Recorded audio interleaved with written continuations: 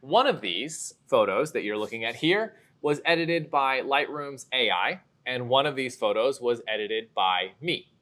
Can you tell which one is which?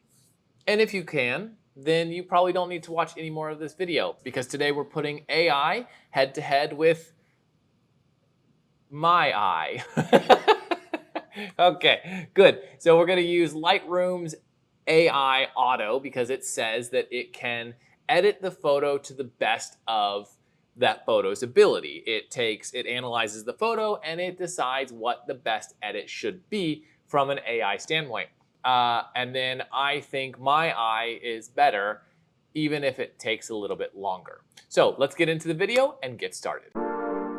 My name is Will, welcome back to the channel. One thing I wanna make a note of before we get into this video is this video is completely irrelevant. There is no point for this video other than potential entertainment, because I think I'm somewhat funny, even though I might not be, but who knows, maybe I am a little bit. However, I wanted to say that as an introduction to the video, because YouTube is full of people that just like to call shit out, and it's hilarious to me. My last video that I did, RAW versus JPEG, was simply a video going over the difference between RAW versus JPEG, and JPEG has become so good lately that it's up to you to test your camera and decide which one works better. I advocate fully and wholeheartedly to shoot RAW simply because it gives you the most information possible to get the most editing out of your photo. God, the comments are hilarious. If you want a good laugh, go check out the comments on that video. So for this video, we already know what the answer is. I am obviously better editor than Lightroom's AI or Auto, but I wanted to have some fun with it and test it out, because some people probably use the Auto and don't realize that the Auto is not doing the best for your photo that it could be. So without further ado, here is our raw image that we will be working on. This is a photo I took when I was in Italy of an amazing ballerina out there. I had 10 minutes, no lights except for an on-camera flash, and we made it work. So here we go. First thing we're gonna do is press Q on the keyboard. I'm going to go to remove, and I'm going to use generative AI to remove my nice flash reflection that looks so delicious, and this little light here. Now I'm going to do this before I even touch the auto settings, simply because I hate those flash reflections. It drives me nuts, and generative AI does a phenomenal job of removing them. Next, we're going to go into our editing panel. We're going to go into transform, and we're going to click auto to straighten out the photo, because I don't know about you, but when I take photos, I have quite a crooked tilt to my camera. I use the level on the camera. Yes, I use the rule of thirds on my camera to try and get even photos, but for the life of me, I just have maybe a stronger right arm, and it pushes the camera up, and it just makes it tilt. Thank God for the auto and crop adjustment tool in Lightroom. Okay, so here we go. So, auto. Here's our auto button. You know what? Before we get into this, let's try something new that Adobe came out with. That is adaptive color. Let's see what happens. Loading. Ooh, isn't that pretty? Okay, so what did it do? What did the adaptive color essentially do? It used AI to analyze the photo and say, okay, the highlights need raised, the shadows or the highlights need darkened. Words, I can't even talk. The highlights need lowered, the shadows need raised, colors need brought back. It did pretty good. However, I don't like it. For me, it's overexposed because I would want this to be more moody. Yes, everything is very exposed, but that's not necessarily a good thing. Having everything exposed in your image means the eye of the viewer doesn't know where to go. In this case, her red on her dress looks amazing. You go right to it, but you wander, and your eyes aren't directed appropriately to the image, so it can kind of be an unappealing image, so to speak. So we're going to turn off adaptive color, because watch this. If you press auto, it says for best results, avoid using auto and adaptive profiles together. So we're going to turn off, go back up to Adobe Color. Actually, let's turn this to Adobe Portrait. noise, and then we're going to press auto. This will actually give us our adjustments. And I will personally say that looks a lot better than the adaptive color did. I think this did a better job. However, it's still a little dark, and you can see in the histogram here, it's dark. Now what it did is if you push and hold Alt or Option, you can see where the white point is. It adjusted the white point right before there's true white there, and it adjusted the black point right to where there is true black there. So just at those levels to get proper dynamic range. Now it also lowered the highlights to bring back, well, here's the before and after, bring back some of the details somewhere. Oh, my mouse just turned off. Oh, my mouse is off. That's cool. The mouse has been working and it's been turned off. So let's turn it on. There we go. Sweet. Good. Okay.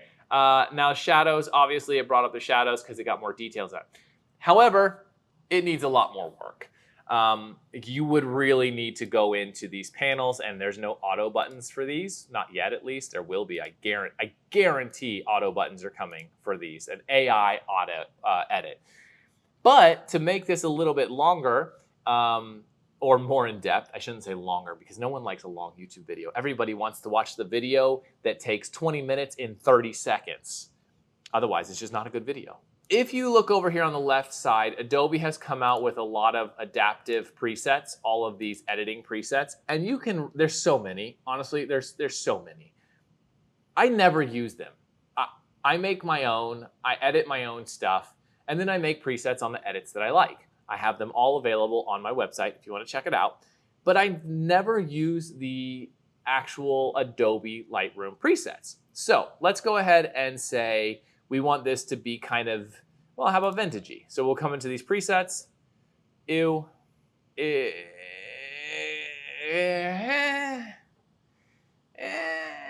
could work. It's very vintagey. I don't know if I like it. No. Grain off. Okay. No good. All right. What is cinematic? What's cinematic? See, none of these, I don't like any of these. None of these look good. Autumn? I don't know. Just no. All right. Honestly, let's make them pop. Okay, that brightens her up a little. So let's just do pop here. Good, that brightens her up. So now let's go into background. I hate using the background blur, the lens blur, because it just makes things so slow. It slows Lightroom down so much. Like this takes forever. Okay, there we go. Oh God, rough. Circle? I don't know what circle does. So anyways, there's a ton of adaptive presets that Lightroom automatically gives you that you can use to pre-edit your images. That doesn't look too bad. That's a lot of blur though. So what we could do is we could click that, go into here. Oh, I see it. It did the lens blur. Hang on, let's go here. There we go. And then we're gonna lower this just because it's way too much. I wanna see it back. Okay, so that's not bad. We're getting somewhere. Now, here's the thing. If we're just doing AI, I'm limited because I personally would use a ton of masks on this. I would really shape the light and make it look good. My official edit. Now this here is my official edit. This is the edit that I went with and I liked it. It was moody. Your attention goes straight for her face. I loved this edit. And this required a lot of work. If I were to go into the raw image here, let's do this. Let me go into the raw image. So if I was to edit just the basic panel here, I'm going to up the exposure. I'm going to drop the highlights here. We're going to do the white and black point. We'll lower the shadows and we're going to raise the contrast a little bit. And then we're going to come down to clarity, drop this, and we're going to drop the vibrance because, nope, not the vibrance, the saturation. Looks a little bit better, and then we'll set the white balance here. And then we'll warm it up.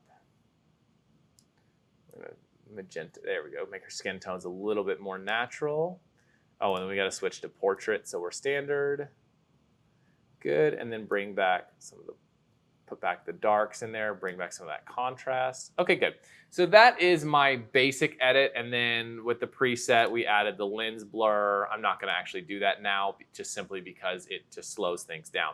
But I would do a ton more editing in here. However, if we were just to look at the difference, oh, we also did the one mask, the popping mask. Ha! That would make a huge difference. So let's go ahead and select subject and do my popping mask so it's even. Yeah, make her pop. Just make her pop. Make her pop. Yeah, that's the song that we're singing today.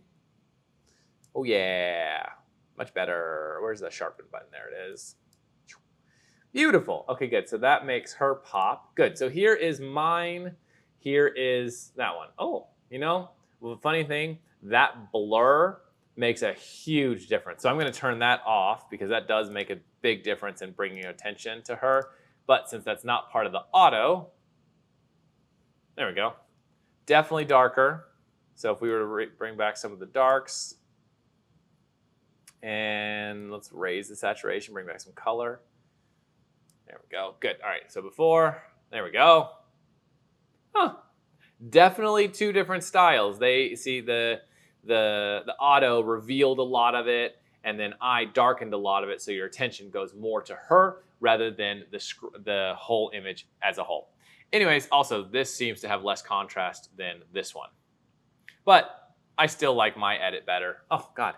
Every time I look at this in a different way, it always throws me off. It looks different. So we're going to change this again. Why are you being so slow? Sometimes Lightroom just kills me. So auto is decent if you're in a rush, but if you really, really want to make your photos stand out and pop, you really need to learn how to edit them yourself. You will always be able to edit your photos better than AI because AI can't fully understand you. It's not you, and you know where you want to go with it. So it's actually more beneficial for you to spend the time learning every little bit of Lightroom, how the panels work, how the editing modules work, how the masks work, how the curve work, how the calibration works. It's important to learn all of that.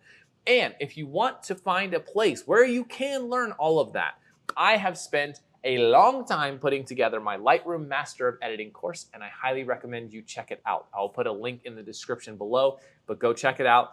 And this will teach you everything you need to know about editing in Lightroom, including full edits. You get tons of RAWs so you can edit along and put your own styles on. We cover all the basic panels, importing, exporting, keywords, all of the good stuff that you need to master Lightroom editing. So with that, hit the like button, subscribe if you haven't already. Here's a couple of videos to go check out that I think you'll enjoy. Now, of the two edits, which one did you like better? Don't worry, I won't be upset. If you like the auto one, that's totally fine. Everyone has their own style. If you like my edit, that's fine too. But let me know in the comments.